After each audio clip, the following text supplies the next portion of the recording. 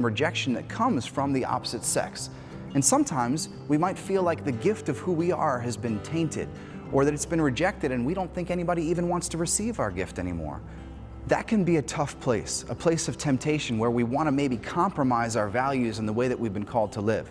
I had a girl tell me once that I don't want to be left with nobody, so I'd rather settle for somebody. But God wouldn't give us a desire that He is not ready to fulfill, even if the way He's going to fulfill that is not the way we would have drawn it up. So ultimately, we have to look at what is the root of our desire. Ultimately, our desire is for Him. St. Augustine said it best. He said, "You have made us for yourself, O Lord, and our hearts are restless until they rest in you." So what does all this mean for you as you deal with the pressures of family and friends, school, work, sports, relationships? If we can understand the gift of our sexual difference and our call to love, it can change the way that we understand ourselves and the way that we see each other. Every interaction and every relationship is meant to reveal to us something of the beauty of God and of our call to come closer to Him.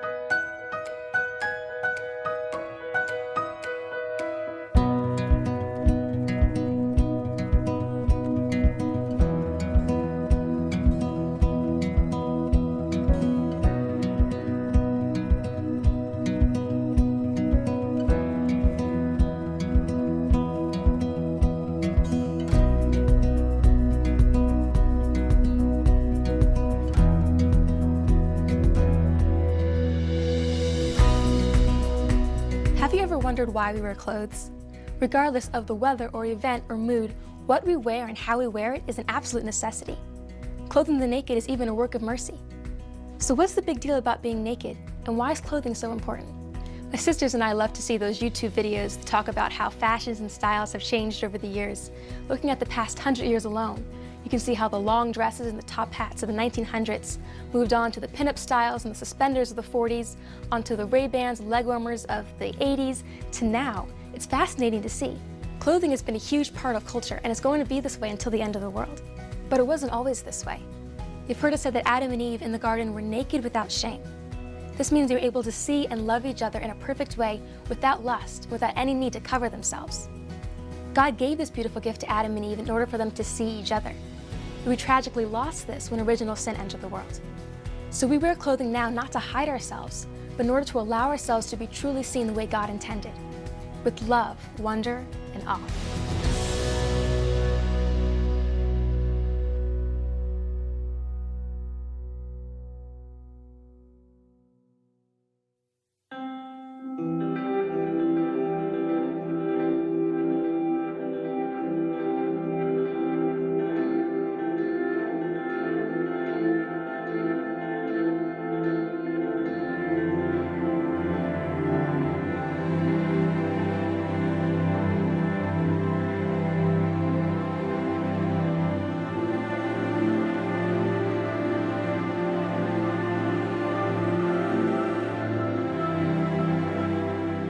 So the word innocent gets a bad rap these days. I'm sure you've heard people say things, maybe you've even said things yourself, like, "Oh, you're too innocent to get that," or "Please, I'm not that innocent anymore." We've begun to associate innocence with ignorance. No one wants to be sweet and innocent anymore. Everyone wants to be sharp and smart and experienced. But what if I told you you could have both?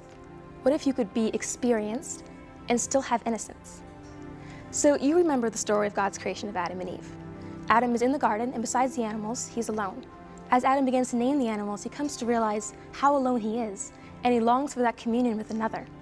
God hears his prayer, puts Adam in a deep sleep, pulls the rib from Adam, and creates Eve. Adam wakes up, and what's the first thing he does? Mind you, they're both naked. Instead of covering himself up or hiding, Adam looks at Eve, and the first words out of his mouth are, "This at last is bone of my bone and flesh of my flesh." Adam looked at Eve and knew exactly who she was. Not some other kind of animal, but someone like him. Eve's body, in its entirety, told the story not just of who she was, someone created from Adam in the image and likeness of God, but who Adam was as well, and that they're meant for communion with each other. So we know in the garden, Adam and Eve didn't feel any shame when they were naked. Right? Genesis 2:25 says they were naked and they felt no shame. In their original nakedness, Adam and Eve were able to look at each other and truly see the other person. Not just how they looked on the outside, but who they were as a whole person. And we call this original innocence. To be naked without shame, which is what Adam and Eve were in the garden before the fall, is that understanding and that realization that we were created in the image and likeness of God, and that our bodies have a beautiful purpose, communion with God and with each other. This meaning of Adam's masculinity and Eve's femininity was fully revealed through their nakedness, and there was no fear of exploitation or lust from the other person. They had no need for clothes. This need came after the fall, when Adam and Eve could no longer see the beauty in the other person. They were blinded by sin. So let's say everyone in the world wears these glasses, and through them you can see everything. The green grass blowing in the wind, laughter and joy in your friends' and family's faces, and your neighbor waving to you across the street. Everything's great. But then something happens. Those glasses become smashed. Everyone still wears them, they're still intact, but everything you see is twisted and smashed. And to make matters worse, everyone born after this happened wears those same glasses. It becomes the norm, it becomes cool, in fact. The more twisted and smashed your glasses are, the cooler you are. See where I'm going with this yet? In the garden, Adam and Eve had those perfect glasses, except they weren't actually glasses, they're what we call original innocence. When Adam saw Eve and Eve saw Adam for the first time, they were able to see each other with a purity of heart. And this purity wasn't an emptiness, like something was missing, or some kind of ignorance. It was a clarity of sight. But the sight was shattered and smashed when original sin entered the world. The facts remain the same. Our bodies are beautiful, created by the Father and for the Father, and they're unbelievably good. But our sights had changed. They've become smashed and twisted. But for now, let's go back to that beautiful unmarred sight that Adam and Eve had before the fall.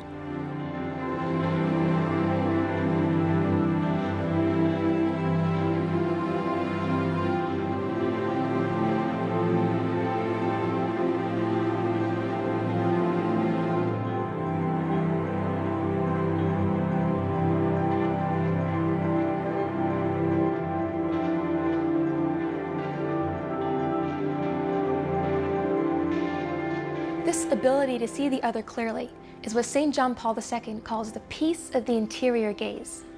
The peace of the interior gaze means that Adam and Eve were able to look at each other without fear because their desires for each other were absolutely pure, to love as God loves and to be loved as God intended them to be. Your body as a man, your body as a woman, through its complementarity, that difference between you and the other, means that you aren't meant to be alone. You're meant for communion with another. You're a gift to them and for them. We still desire this love and this gaze now. We know what it's like when you want that person who just gets me. And this can happen with best friends too, but when it is in a romantic relationship, it's something special. When he looks at you like that, when she looks at you like that, even if you haven't been in love yet, you know that it's unlike anything else. You know, I see these things online. How do you know if it's true love? Take this quiz, take this test. But the truth is we know. We know when that love is real. True love is rare, but it's real because it comes from God. So fight for that true love. Don't settle for anything else. A good relationship will not only bring you closer to the person that you're with, but closer in communion with God as well. A good relationship, a real marriage, will take you right to heaven. So we don't have that purity anymore, that innocence that Adam and Eve had in the garden before the fall. But God is still calling us to love Him. Our glasses might be smashed and our sights are skewed, but the reality remains the same. We have a purpose and a destination, and it's greater than our wildest dreams.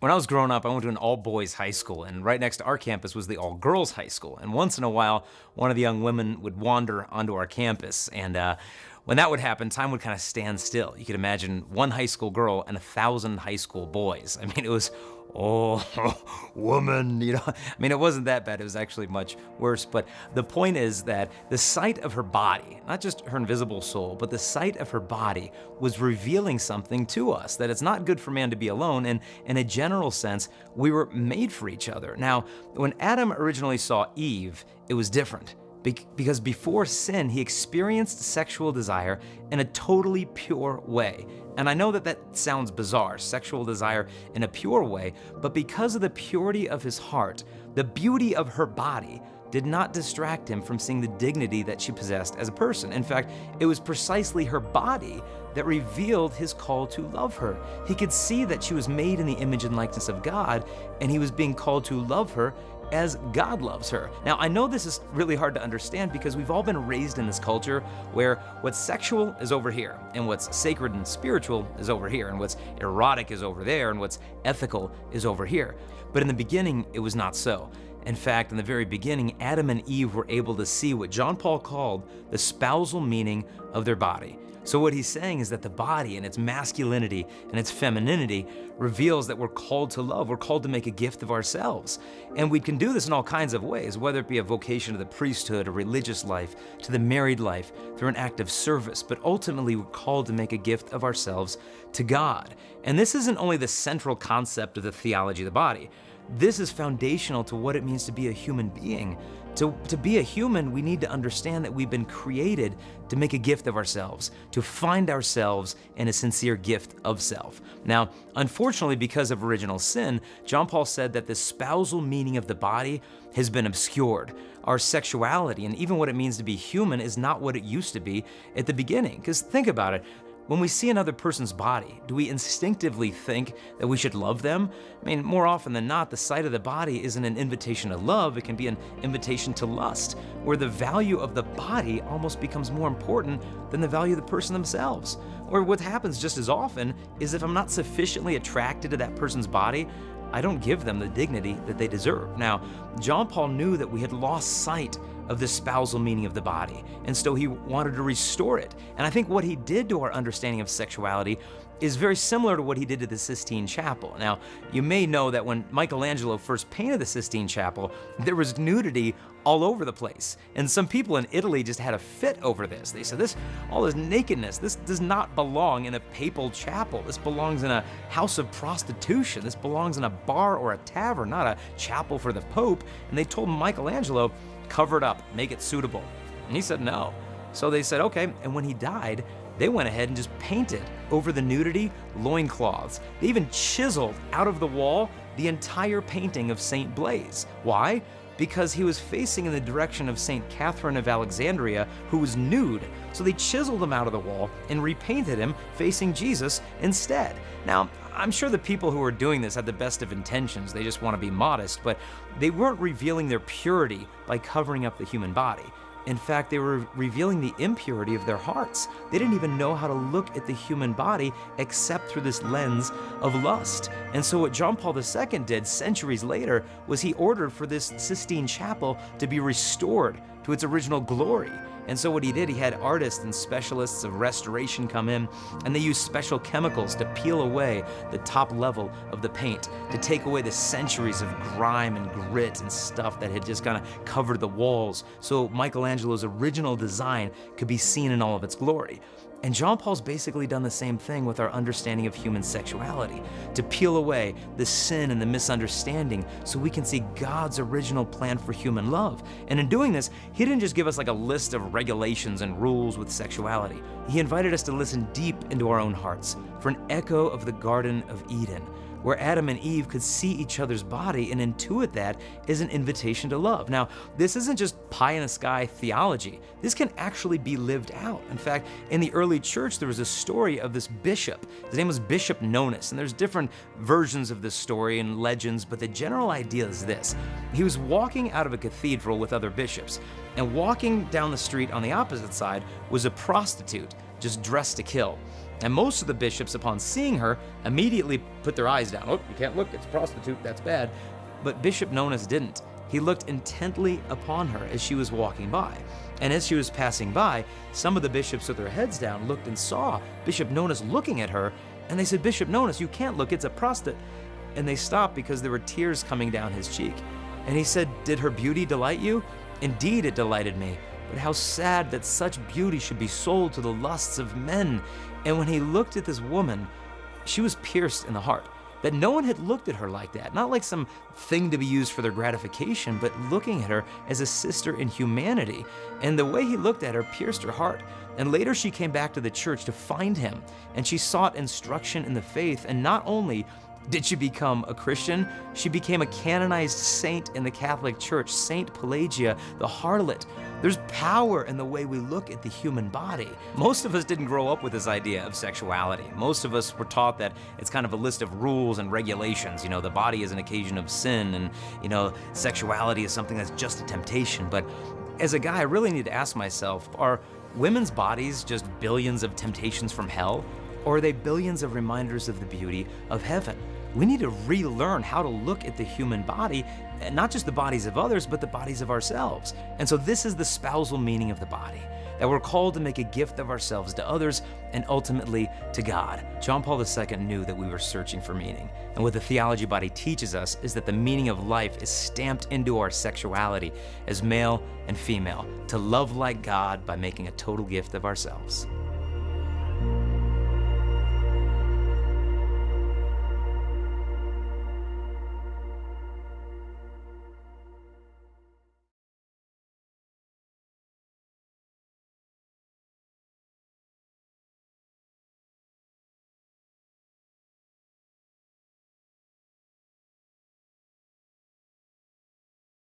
Our world is a pretty messed up place.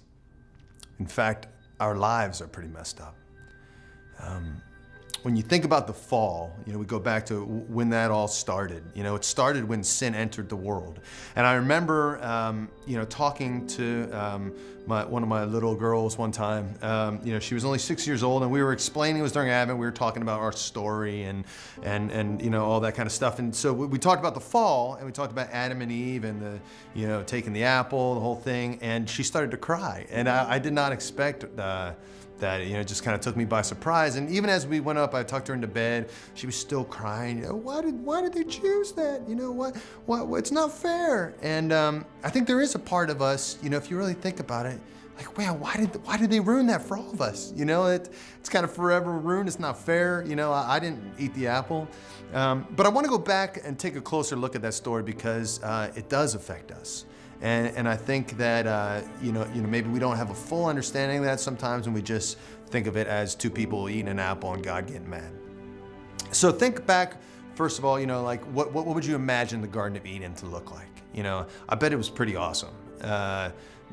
All these amazing, awesome fruit trees that God himself planted, and tigers, and and the tigers were cool, nature, we were all cool together, and then you have the perfect spouse that God makes for you, and then in the midst of all this, you even have a perfect relationship with God. You're about as perfect as it can get. And then in the midst of all this, God gives you one thing that he asks you not to do. He says, don't eat from this tree of knowledge of good and evil. And in comes the serpent. And some theologians say that the serpent may have been a dragon. Either way, this dragon, this talking snake, comes in, and it's Satan himself. And he begins to speak to Adam and Eve. And it's important that we note how he spoke to them, because he tries to whisper the same lies into our ears all these years later. His tactics have not changed much. He begins by just confusing a truth, by blurring a truth that God said, by twisting it just a little bit, enough to place a seed of doubt in Adam and Eve's head. He says, did God really tell you not to eat of any of these trees? And that's not what God said. God asked them not to eat from one tree. And now they begin to question God as their father. And they start to doubt him. They start, this confusion enters in. And in that confusion, in that distrust, they take the apple. See, God, I always wondered here, what's the big deal about the apple? We use the image of an apple. That's what we kind of settled on as humans, that the apple was the forbidden fruit. But I always thought, like, did God just hate apples? But what it was is God was offering to be their God, and they were choosing to be their own gods. God was offering them eternity, and they chose to live for the moment.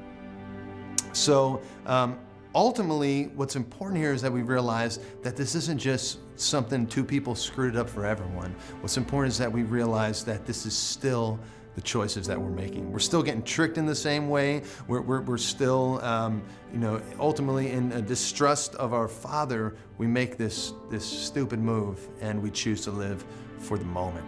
And immediately when that happens, shame enters onto them. Says that they kind of stitch up some clothes. I don't know what they, I guess a bunch of leaves, a leaf cardigan. And they're trying to hide themselves, in their shame from God, when ultimately what they're doing is cutting themselves off from God. I have a story about one of my kids, Toby. In my house, in my hood, we have alleys. And if you don't have alleys where you live, then good for you. That's awesome, because they're nasty places. Like they're not good enough to have a street name. There's broken glass and needles and drunken raccoons back there. And I'll always tell my kids, of all the places like on our property, I'm like, just don't go into the alley. All right, it's where we put the trash cans. It's nasty back there. And that's the only place I ask them not to go. And for some reason, that's where they're drawn to. And kind of sounds familiar to the story we're just talking about, right? So one day I came home from work, asked my wife where my kids were. She wasn't sure. She thought they were in the backyard. And so I went back there looking, and I see my son, Toby, come in through the gate. And I asked him what he was doing, and he just kind of responded, oh, nothing, and with a guilty look on his face. And he was kind of limping. I noticed a strange, walk that he was doing. And I pulled him close, and I said, Toby, what's going on? And a lot like Adam and Eve, he just tried to cover up. Nothing, And I pulled him onto my lap, and I looked at his foot, and his foot had a piece of glass in it from where he was playing in the alley, where I asked him not to go. And instead of him coming to me, the person who could fix it, he couldn't fix it on his own. He tried to hide it. He tried to hide what he had done, and ultimately he hid his wound from me.